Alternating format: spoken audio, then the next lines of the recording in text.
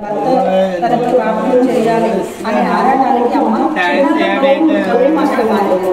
గౌరీ కూడా ప్రతి కన్యలో కడుపులో 9 నెలలు మోసి పాపం రోజు పెళ్లి కూతురు వేసినప్పుడు తల్లి తండ్రి పెళ్లి కూతురు చేసినప్పుడు భర్త ఉండడప్పుడు తీసుకొచ్చి మండపానికి తీసుకొచ్చి అమ్మాయిని తల్లిదండ్రులు గౌరీ పూజ చేస్తారు.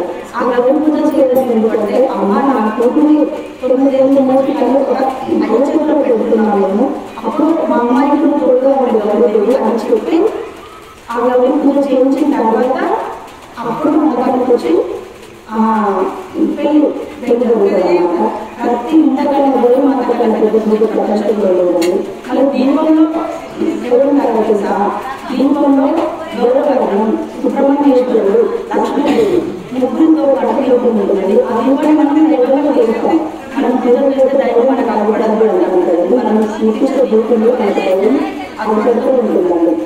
అంత గొప్ప సాంప్రదాయాలు చాలా చాలా ఉన్నాయండి. పాటించాలి. ఒకప్పుడు ప్రతిభావంలో ఎక్కువ మాలని తెలుగు సాయి మాలని